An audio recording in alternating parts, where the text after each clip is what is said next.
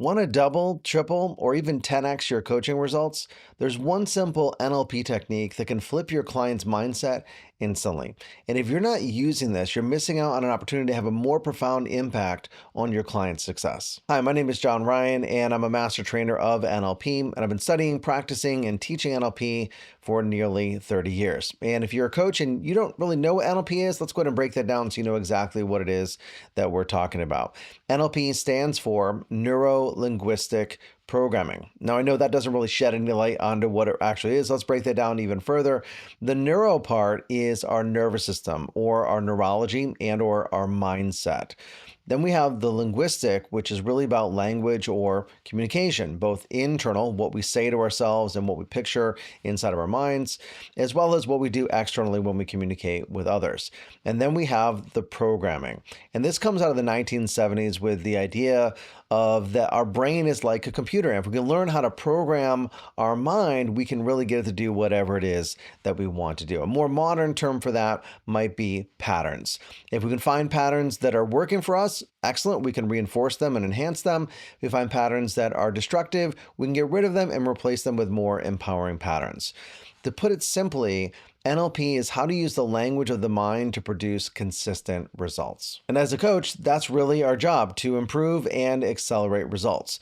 And the primary tool that we use to do that, to guide our clients and help them reframe their thinking so they can approach it from a more empowering way, is language. Now, if you look at a typical coaching session from an experienced coach, what you're going to find is the client is going to be doing the majority of the talking, typically in around a 70-30 ratio, where the client's speaking around 70% of the time and the coach is speaking around 30% of the time, or maybe even a 75-25% mix. And that means that everything you say as a coach is that much more important, because we don't really get a lot of time to communicate. So what we have to do has to be done intentionally. Now, the way we do that, of course, is through statements and in questions. Now, I know you've heard the phrase that it's not just what you say, it's how you say it, but I want to kind of adapt that. It's not just what you say, it's what you presuppose in what you say that makes all the difference. For example, it's a coaching session and your client says, "My boss yelled at me again." What can we presuppose? Well, we can presuppose that they have a boss, because that's in the sentence, and also that they were yelled at and that it actually happened before. It wouldn't make sense to say to them, "Do you have a boss?" Or "Has this happened before?" because they just communicated that. It was presupposed inside of the sentence. And if you haven't heard of presuppositions before and you want to dive deeper into language and coaching, check out nlpvirtual.com for information on our next NLP coach practitioner training. Not only will we dive deeper onto language and mindset, but also on behavior change. And at the end, you have an opportunity to become a certified NLP coach practitioner. I'll put a link down in the description. And the reason this is so important, as Harvard psychologist Steven Pinker put it, language is the window to the mind. That's why it's so important. Every word your client says is a representation of what's going on inside of their mind. So we have to pay attention to what they're saying and sometimes what they're not saying. And one great example you may be familiar with comes from the best-selling book, The One Thing by Gary Keller and Jay Papasan. And they use this question, which you may have heard of before. What's the one thing I can do such that by doing it, everything else would be easier or unnecessary? Let's go and take a look at the presuppositions inside of the statement that gives it the power that it actually has. The first one is that there is one thing. It assumes that one action exists, not if it exists, but what is that one thing? All we have to do is find it, and then we can do number two, which is taking action, because the presupposition is that you can do it. It implies that you have the ability to take that action, not maybe, not someday, but what is the one thing that you can do? So what we have so far is that there is one thing that you can do it, and for number three, by doing it, everything will change. This one action will make other things easier or irrelevant. In other words, unnecessary. And the fourth one, and this is probably presupposed in every time management program out there, is that you want clarity, you want efficiency. And we also could add in the idea that you want effectiveness. You want to get the right things done and you want to do them as quickly as possible. So embedded the idea that less is more and that focus creates leverage. So instead of saying to our client, "I believe there's one simple thing that you can do that by doing this will make everything easier and or unnecessary, go find that idea."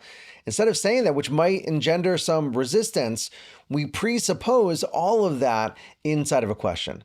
That's how you can double, triple, and even 10x your effectiveness, because you're presupposing ideas and reframes inside of the words that you use. Now that we have an idea of how powerful presuppositions are when used inside of statements and questions, let's go and take a look at some practical examples that you can use in your coaching practice, and then we'll talk about the shift model and how you can use that to create your own presuppositions on the fly with your clients. And one thing you may want to begin with when designing your own presuppositions is thinking about what is it that you want the client to have? What's the thing you want to sneak into your language that, if they accept this, would begin to transform their mental models of the world? For example, you can presuppose change. So you might say to your client, what's different now that you're no longer stuck inside of that pattern? Well, what does that presuppose? It presupposes that they're no longer stuck in the pattern and that things are different and that they can notice them. And then by noticing them, they're actually affirming the fact that things have changed for them.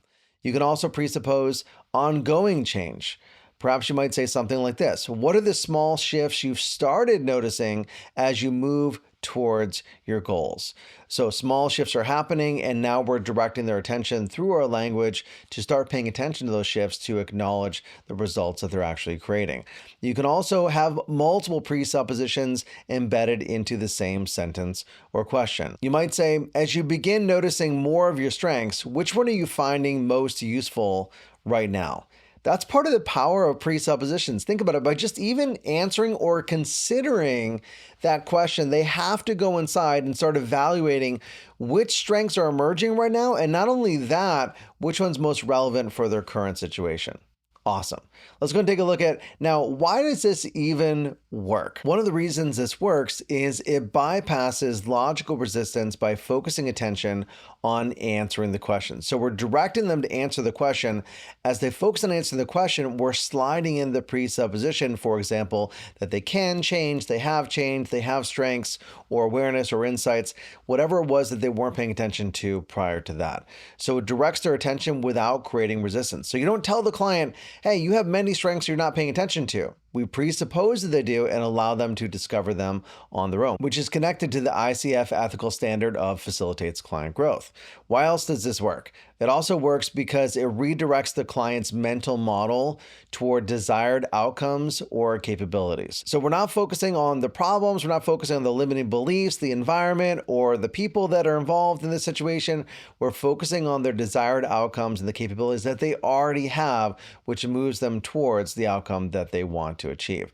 And lastly, why else this works is that it taps into the unconscious mind's tendency to fill in the gaps and resolve ambiguity. One of the great things about human beings in general is that we love a good mystery, but more importantly, we love solving a good mystery. So when there are gaps in information, we like to fill in those gaps. When there's ambiguity, we like to resolve that ambiguity to create some peace and certainty inside. So when you say to your client, I wonder which of your strengths is going to be most relevant for you going forward, the client might say, what strengths are they talking about? And they have to go inside to find that answer, therefore doing the very thing that you want them to do. Now, the next thing I want to share with you in this video is how do you actually start to create your own presuppositions? And to do that, I want to share with you something I refer to as the shift model. And the word shift is an acronym that will emerge as we go through each one of these 5 steps, beginning with number 1, which is set the outcome. What is the outcome that you want the client to experience as a result of your embedded presuppositions? Number 2 is the hidden assumptions. These are the presuppositions themselves that we're going to look at. How do we design? Number 3 is identify the structure. Is this a statement or question or some of the other pieces we'll look at in just a moment? And number 4 is frame it indirectly. We'll look at some ways to make it even easier for our clients' unconscious minds to accept our presuppositions. And lastly, test for transformation. And we put them all together. The first letter of each of these is the word shift. Let's dive in a little bit deeper on each one of these components.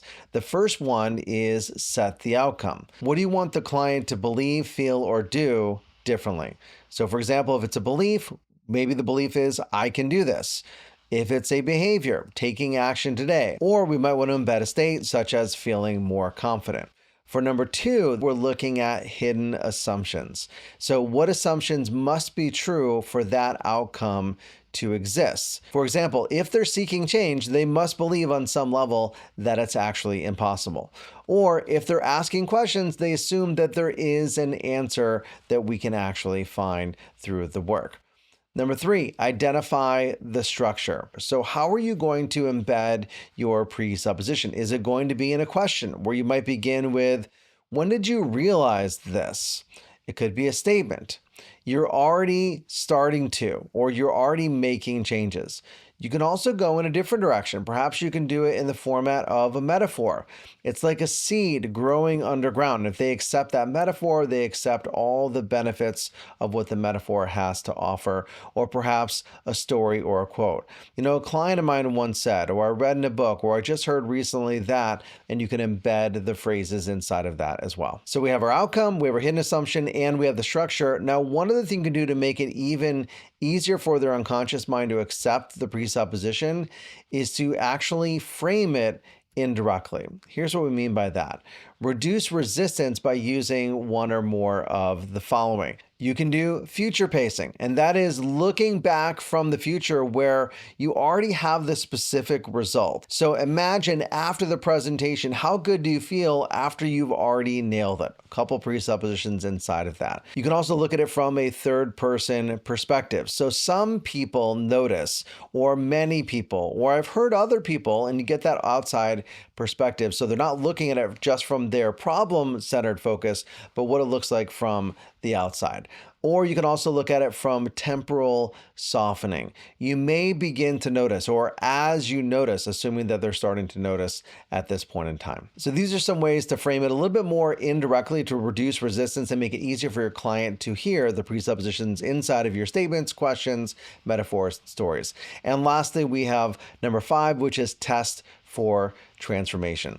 Does your question shift perception? Does it spark insight or invite new meaning without pushing? And if it does that, congratulations, you're well on your way to mastering the ability to impact your client's thinking through the power of presuppositions. And kind of the gold standard or North Star in presuppositions in NLP, if you will, is this.